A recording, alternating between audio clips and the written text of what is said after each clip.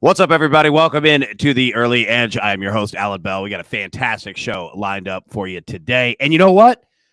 Congratulations to anybody who's been in a city where it was 110 degrees all week. Hopefully it's cooled off for you. And you know what? We're going to hit these bets and hit these picks. Keep it up a little hot. All right, let's take a look at how we did yesterday here. Not bad. I think it's 9-7 with a push there on Rory. John Bowman and Jake Fettner, shout outs, man. Well done. Starting off 2-0 each in the College World Series. I dropped to 0-1. Thank you, Texas, for not showing up. This Notre Dame team is legit, though.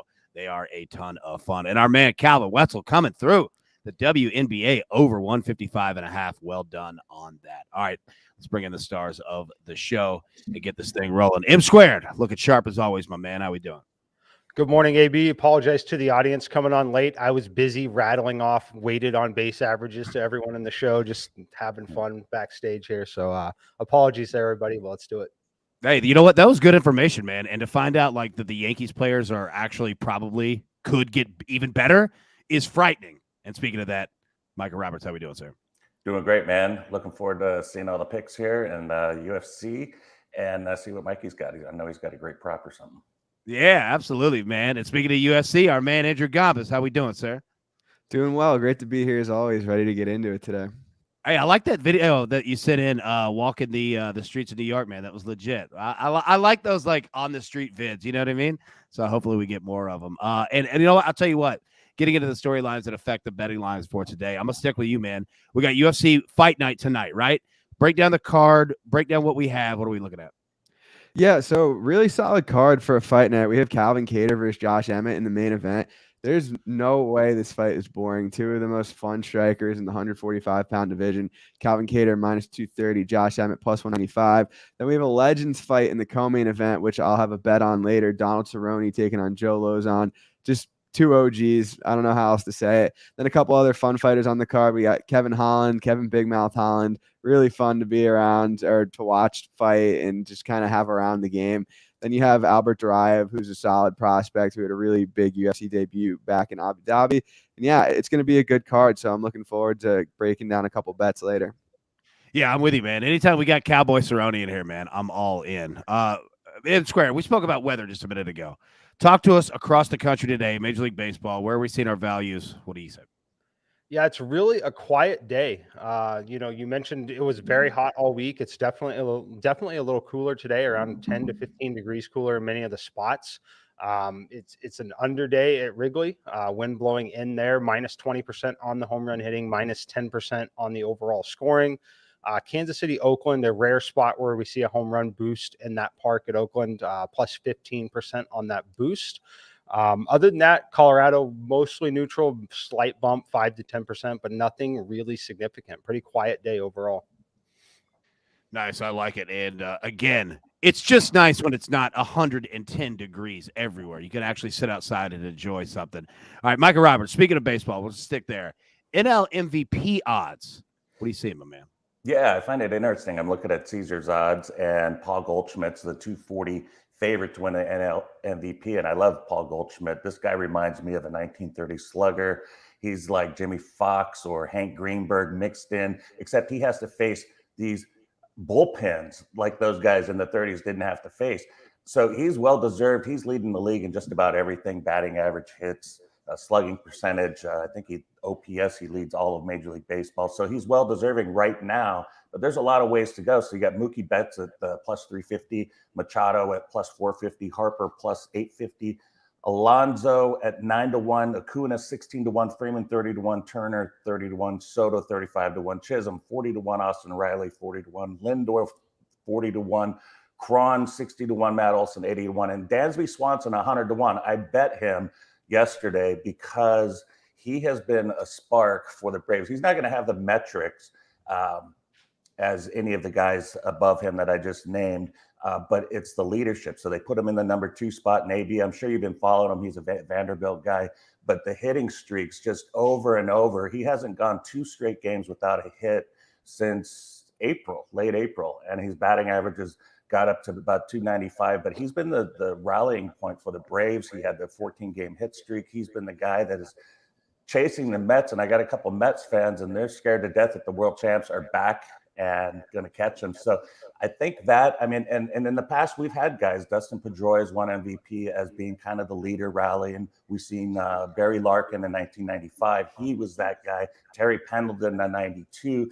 He was that guy that didn't have the stats as other guys, but still got the lead for the team and led the way to division title. So Swanson is my long shot bet at 100 to 1. I love it, man. And throwing out some Terry Pendleton, 92 Braves. That's right. I love it on that one. Yeah, and I was going to say Dansby Swanson, man, great dude. Played obviously at Vanderbilt, about 1 minute from where M Squared is right now. So, I mean, the fact that you've got one street where you had Mike and Lieutenant Dan Swansby, yeah, man, that's a legendary street right there. All right, let's get into our picks for today. But before we do, let's take a quick break and hear from our sponsors. All right, and we are back. We've got 2 plays on the board for you today. First, we're going to take Stanley Cup Final Game 2, Lightning at Avalanche. All right, starts at 8 p.m. Eastern. We're going to go with the under 6, and this is courtesy of our man Jeff Hockman. Look, there haven't been more than 5 goals scored in a Game 2 of the Stanley Cup Final since 2016. And you remember in Game 1, Hockman led us to the over. This time he's going to lead us to the under. And, you know, looking at both of these teams, the under is 2-1 in Game 2s for the Tampa Bay Lightning this postseason. The under is 3-0 for the Colorado Avalanche in Game 2s this postseason. Second play, we're going to go to the MLS, and I'm looking at right here. Our man Martin W. Green says we're going LAFC versus Seattle Sounders. Both teams to score, minus 150. LAFC has scored 29 goals in 14 games. You know what? That's all we need to know right there. All right, so getting into the picks from our boys here. M Squared, you don't even need an introduction, my man. Break it down. What do you got? All right, we're heading to New York here. I like the New York Mets in the first 5 innings of this game. I'm going to play it on the run line, minus a half a run, minus 115. Bring the juice down just a little bit. Very comfortable playing home team run lines on the 5th inning, where we obviously get the guaranteed bottom half of that inning to hit. I want to pick on Braxton Garrett. I don't think he's very good at all. Obviously, super small sample size so far this season. Been absolutely crushed in terms of putting runners on base here. I think the Mets are going to have a lot of success against them. They hit left-handed pitching relatively well. Just absolutely dominant in the first 5 innings in their home games so far this season. So take the Mets first 5 run line, minus half a run, minus 115. I love it, man. I love it. And sticking in Major League Baseball, Michael Roberts coming right back at you. You got 2 plays for us today. Break it down. What you got? Yeah, Yankees have won 8 straight. They are 41-10 in their last 51 games, and they're getting plus money. This is crazy. Just listening to Mike earlier before we came on about how they haven't played up to their expectations or true abilities got me more excited about it. Might have to look at the money, but it isn't going to get better than plus 123.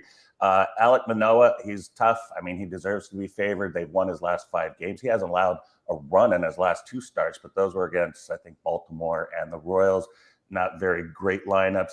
But that was after a 3-game losing streak that they had behind him. And one of those was to Jamison Taillon, who's going today.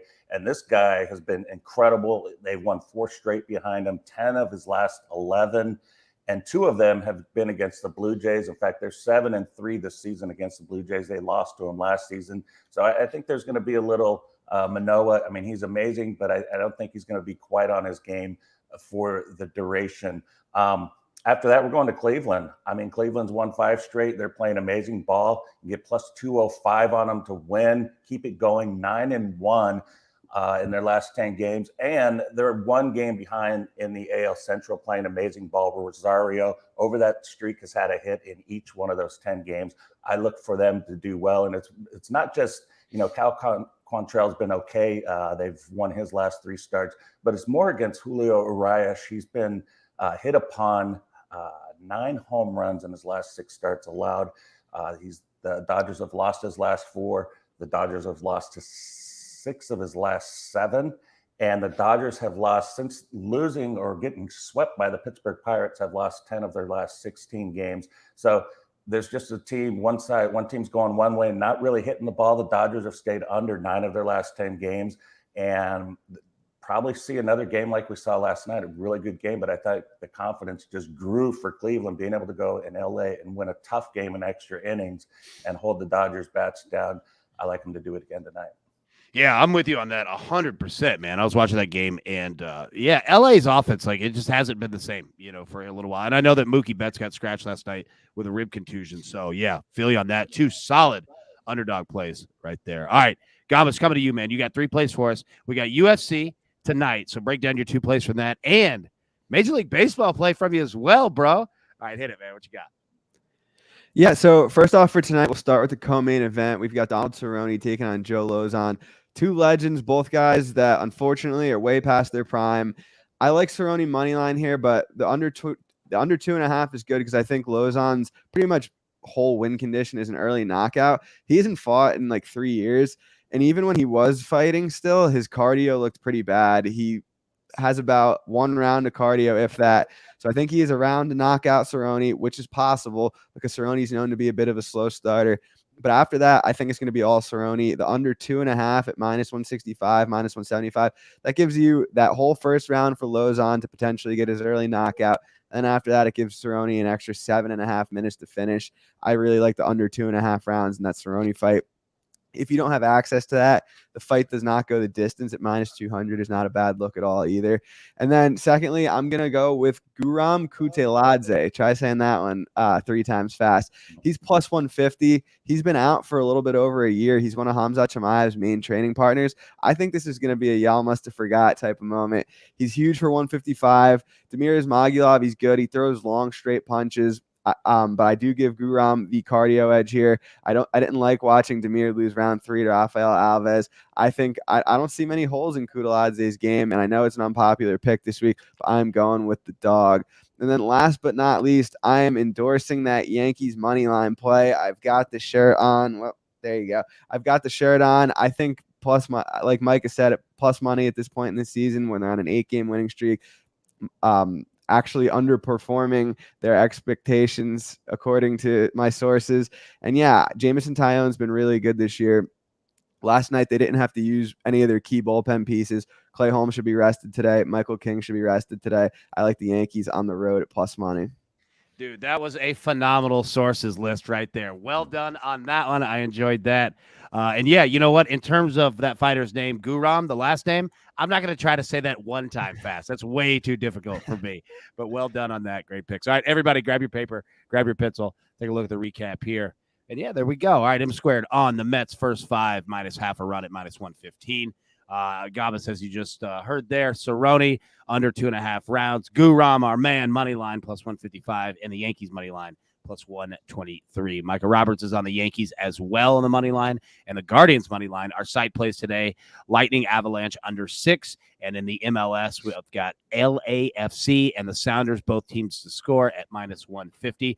In the College World Series today. All right, so we have 2 games. First, we're going to have Arkansas and Stanford, and the second one is Ole Miss and Auburn. Jake Fettner is on Ole Miss, Auburn under 10.5. I really, really like that play there. I'm on Stanford money line -115 against Arkansas. John Bowman is on Arkansas money line -105, which he won the showdown yesterday on me. Hopefully, he doesn't go back to back. And he's got Ole Miss money line -125 against Auburn. And then the AB pick 3 today. All right, Angels team total over 3.5. We are fading Flexen of the Mariners. I love when we get to have action against him. We're going to play that Angels team total over 3.5. Lightning +1. All right. Usually it's +1.5 on the puck line. We're going to take an alternate. Lightning +1.5 is -200. We're going to play Lightning +1 -125. We think it's going to be a low scoring game. I wouldn't be surprised if the Lightning go in and win outright, but I'll take that +1 goal on the puck line there, -125. And then lastly, like we said, Braves team total over 4.5. You heard Mike talk about the weather in Chicago. There's not going to be, as many home runs, etc., based on the weather. That being said, Chicago is not going to have the pitching day that they had today. It is a much worse matchup for them. So we're going to go back to the Braves team total over 4.5. Boys, I think that's all the damage we could do for today. Any final thoughts? Anybody have anything? Anybody doing anything fun for the weekend? Any exciting plans? No NASCAR this week. Nashville next week. Looking forward to that. You're going to have a blast. I hope you go and experience the amazing scenery that NASCAR brings to cities all across the country. I tell you what, Mike, it's funny that you bring that up. When I was pulling in today, there are banners and everything all over Broadway. So, shouting out that race for next week. So, yeah, can't wait for that at all. So, everybody, as always, best of luck. Let's cash these tickets, and we'll see you tomorrow. Thank you so much.